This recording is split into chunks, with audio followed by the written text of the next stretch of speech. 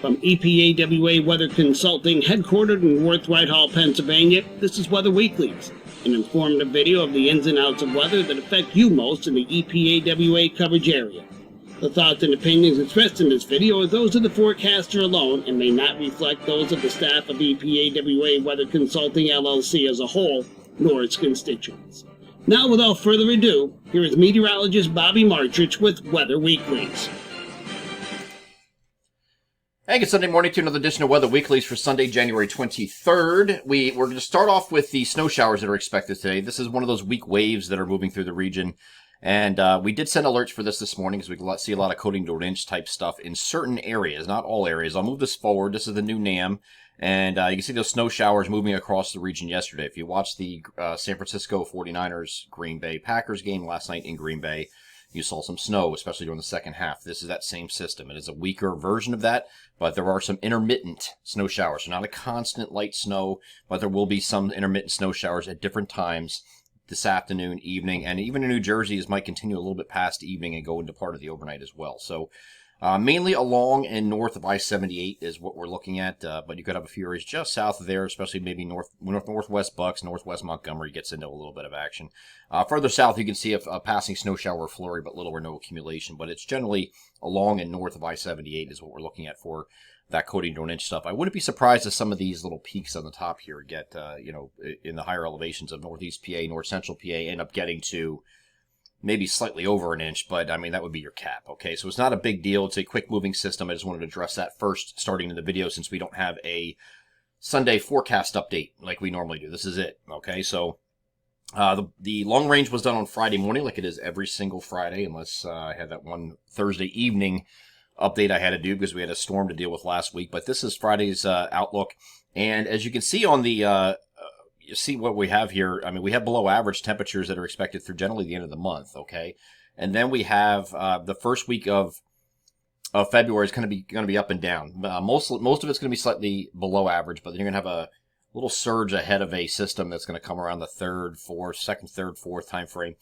So you'll actually might even go to slightly above average for that for that period right before that front moves through, and then we go back to slightly below. But then after that, we are seeing a increase in temperatures in the second and third week of February at a minimum, and it might actually last a little longer than that. This does not, I repeat, does not mean winter is over. It's just January thaw is now February thaw kind of thing. And I know a lot of you haven't gotten a lot of snow, okay, unless you're down in Atlantic City or in South Jersey. But, there's some hope here, and I don't want to give you false hope, but these snowfall projections we have for January, these are what the normal average January snowfall is, okay? 6.5 inches in Philadelphia, and this goes all the way down the list. These are our major climo sites, okay? I'm going to give you some statistics of where we are right now, okay? Philadelphia, average January snow, 6.5 inches. You're at 4.6 inches, okay, which is the same amount year to date. You're supposed to be year to date 8 inches. So you're not too far. You're about half of what you normally should be, okay. 4.6 inches all fell this month. Allentown, 10 inches is normal. 6.9 inches have fallen at Allentown Lehigh Valley International Airport. That is all this month. Normal to this point, you see 11.6 inches. So you're behind there. Harrisburg, 8.9 inches of snow has fallen this year. 10 inches for the entire year. Normal year-to-date is 11.1, so just very slightly below average there.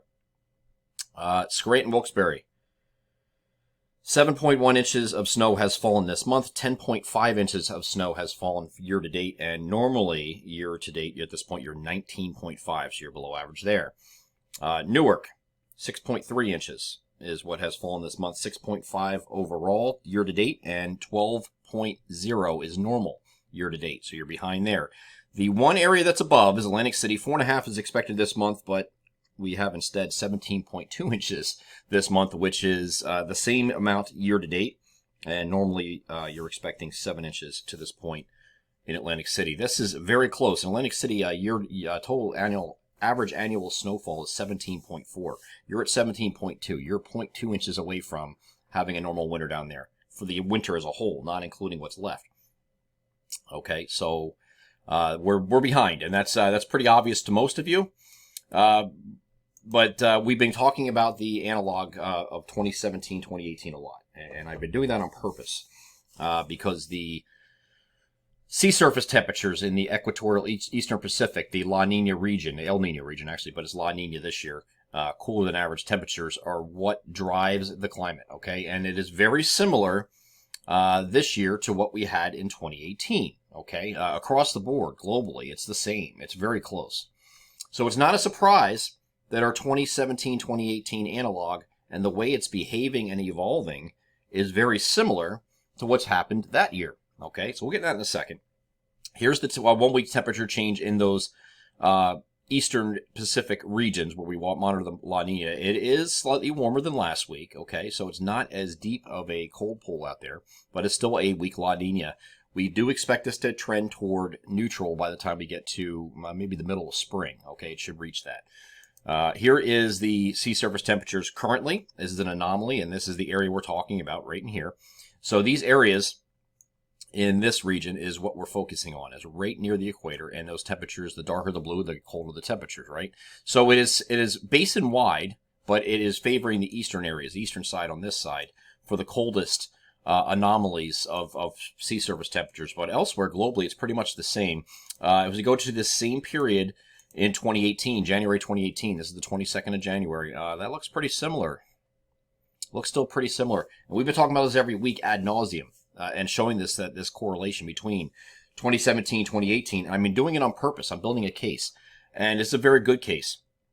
In 2017, 2017, 2018, it did the same thing. We were right in the same territory as far as a weak La Nina. And then as we got towards spring, like it's projected to, it started rising towards neutral. We're starting to see that.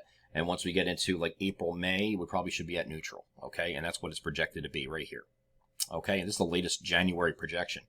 So why is that so important? Why do I keep talking about that? Well, here is a look. I'm just going to take one station, and I'm using the centermost point of our coverage area as an example. You can go to all kinds of different stations here and pick this information out. This is February 2018 right here, okay, at Allentown Lehigh Valley International Airport. That month received, despite having the temperatures being 5.5 degrees above average for the month, which was skewed by a few days. You had an 81-degree day here in the second week of, at the end of the second week of, at the end of the third week of February. Started off kind of near average or thereabout, maybe slightly below in the beginning of the month, just like we're expecting this year in the first week of February, right? And then you had a warm-up near to slightly above average in here, and then you had a real warm-up going into that third week. Okay, and you had temperatures. Now, you had some anomalous stuff in here, so a couple 60-degree days. We had a 66-degree day, the 65-degree here day, and an 81-degree day on February 21st. And then you had some upper 50s and low 60s here at the very tail end of the month as well. Despite being plus 5.5 degrees compared to what February should be, above average, you still managed 9.4 inches of snow. So it has to coincide with these colder periods. You had a 6.5-inch snowfall here, right on the 17th. Couple of little, minor systems, kind of like today, little crop dusters that added up to 9.4. If I look at the month of January, this is interesting. Okay, I'm going to use several climate stations, and again, this is a data dump here, but just so I don't have the graph for this. But in 2018, in January, Allentown had 6.3 inches of snow. This year we have 6.9. Pretty close, right? Okay.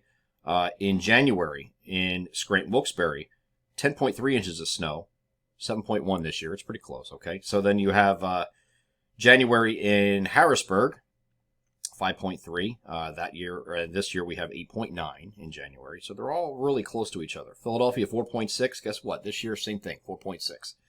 Atlantic City, very similar to 20. This is the important thing. Very similar. It's way above if you look at the southeastern areas because we had those one or two bigger storms. Atlantic City is a 17.2 this year, which is far above anything else, okay, anywhere else in our region.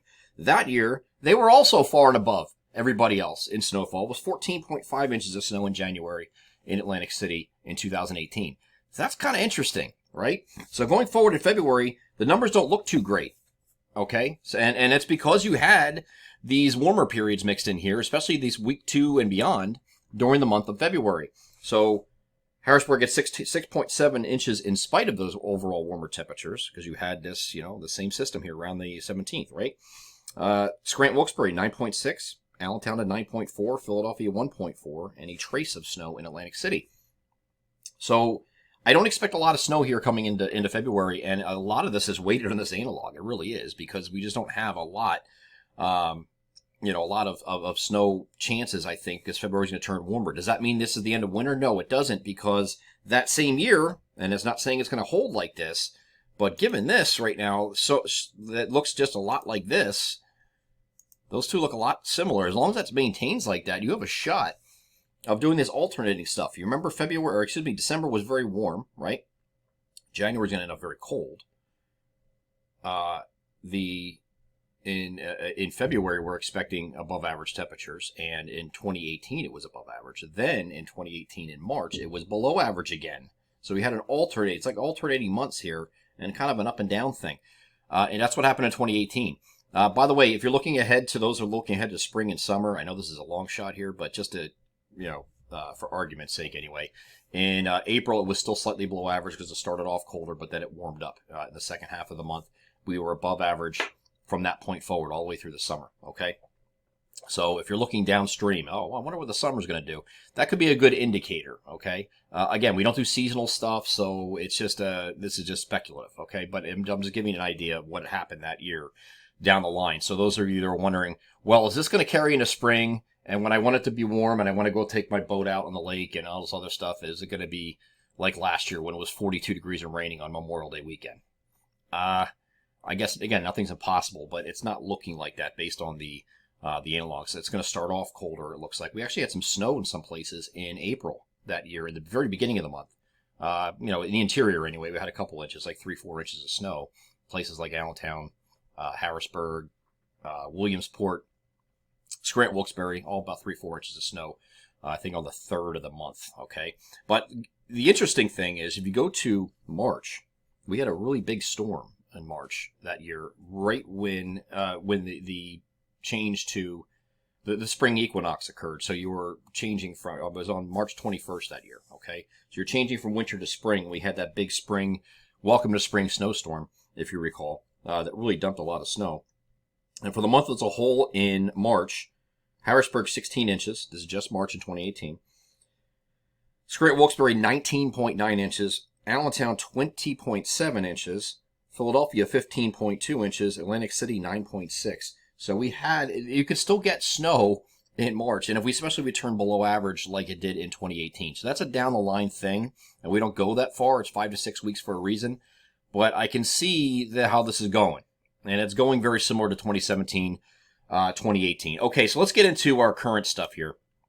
Madden-Julian Oscillation. I didn't update this graphic, and I apologize, but it's still the same general idea. It's in the circle of death, and it's expected to remain there largely for the next couple of weeks. This is the old one from last week. But we're going to get some lasting effects of Phase 8 because it came from Phase 8 into the circle of death. So you got about a 10 to 14-day lag there where you're still receiving Phase 8 type weather as far as temperatures. That's why it's going to be cold through the end of the month, okay? Once we get into the transitional week, which is the first week of February, you have some ups and downs in there, right?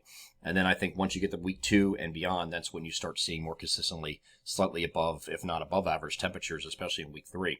So, big reason for this is the downstream upper air pattern. We had this long Pacific jet extension that is going to relax finally. And you're going to get some little bit of amplification here. This amplification is going to lead to a ridging, very familiar, ridging in in the Aleutians and western Alaska. This is going to get a trough going on the western United States, okay, downstream. So this is a change back to not quite December pattern, but close, okay? And this is going to have to be monitored. This is why we have some warm risk going down the road, because if you're cooler than average on the western half of the United States, there's a good chance there's a ridge on the other side dominating and you have warmer than average temperatures. So this supports the pattern once we get further deep into February, okay? And here's our pattern right now. We get this big trough here. Polar vortex is sitting up here. And as we move through time, here's that buckle right here in the northern jet stream. There we go. Boom.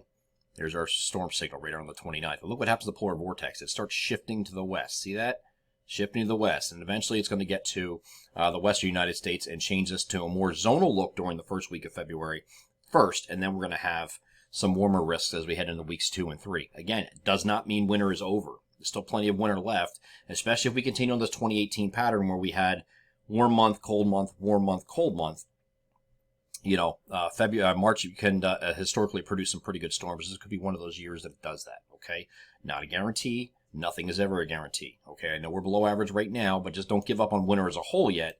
February, I'd say, yeah, probably not going to get a lot of snow. You might have something squeak in there like we did right here, right in the middle of an otherwise warm period. It's 50s and 60s, right? And then a couple days leading up to that snow event, and here's the 17th, came in at night, and you get 6.5 inches of snow on the ground. You know, it's going to have to be better timed for something to occur. So it doesn't look, but February overall does not look like it's going to be a snowy month, okay? You might be waiting to March to get something in there. But as far as our temperature periods, we have a cold shot coming in right now of this week, and then we have another one right behind it that's going to go right to the end of the month, okay? So we have these two really cold shots. After that, we're kind of like near to slightly below average in the first week. We do have that one little surge that's going to happen right around the 3rd, 4th, something like that, and then you go back to slightly below average. I think when you get to the end of this period, which is right here, the end of this period is generally seasonable cold here for a couple days. Beyond that 3rd, 4th period, it might go to the 7th or 8th, and then you start to moderate. We'll start getting the southeast ridge starting to pump a little bit, and we'll have those warmer risks going into February. So here's what it looks like on the temperature actual temperature graph. So here's the colder temperatures through the end of the month, right? And then you get a little bit of kind of near to slightly below average here in the beginning of February. Then you get that spike here around the 3rd and 4th, and then you're kind of just hanging near average for a couple days after that system through about the 7th. Then I think you're going to start seeing some warmer risks come into play, especially when you get into the 3rd full week of the month of February. I think that's going to be your warmest period. The 4th week is still a little up in the air. But I think you're still going to have some warm periods in there. You're going to have some cold shots, some warm periods, because these patterns don't last forever, okay? And I want to take a look at the storm signal that we have at the end of the month, okay? The Tuesday snow showers threat is starting to dwindle. It doesn't look like it's going to be a big deal, maybe a few flurries or something out of that, and that's it. Once we get to, we have this one system moving in today that's going to give us the snow showers like I talked about. Then you have Tuesday, well, to keep an eye on, but I don't think it's going to do much of anything at all. The next one where everybody's talking about is the weekend. What's that going to do? Well, here is the weekend system, and watch what it does today, okay? It's still here. This is still a storm signal. If you look at the long-range outlook I did on Friday, I did not put this as an actual storm. I kept it as a storm signal. Storm signal just means there's going to be a storm. That's it. Doesn't mean it's going to hit you. But here's the storm. This is it. This is the one we have projected for several weeks, and there it is. Right there. Now, it is too far east. You get a little snow shower activity initially, and then this wraps up. Here's the initial snow showers right there. Snow showers, maybe a little bit of light snow. But this storm itself moves up and clobbers eastern New England. On the latest GFS run that I have at the time I recorded this video, I don't have the new 12Z run yet. Here's what it did just 12 hours ago, though. Okay? 12 hours ago. Look at that. Big storm. For at least the eastern portions of our area here. So we can't just give up on this idea that this isn't going to happen. Most models and ensembles are east and offshore with it, but they keep going back and forth. And I'm not trusting any model guidance at this range right now.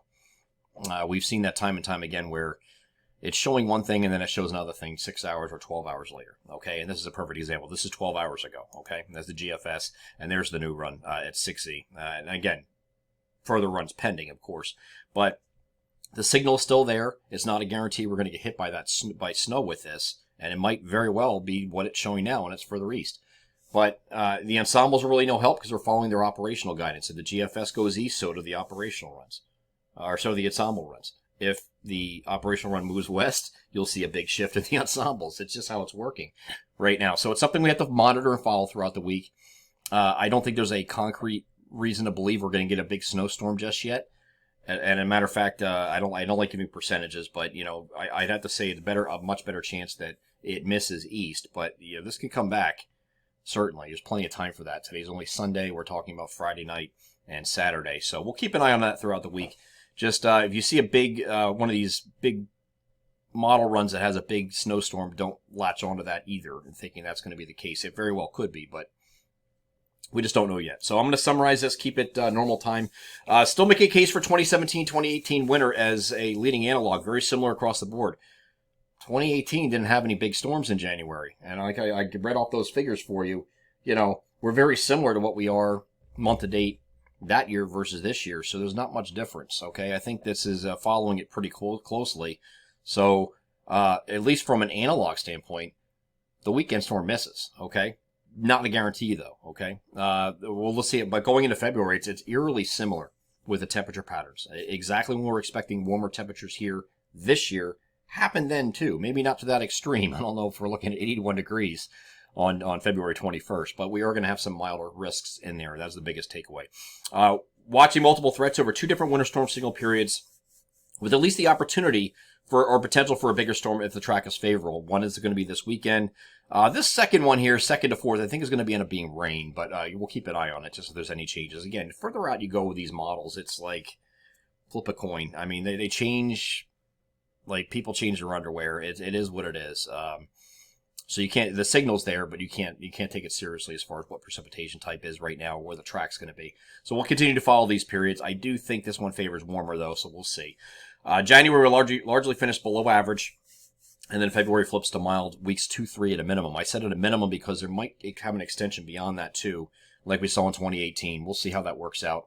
But we're still going on this up and down every month. 1 month's warm, 1 month's cold, and that's been the trend here for the last in 2018, and that's been the trend here so far this year. So we'll see if that continues.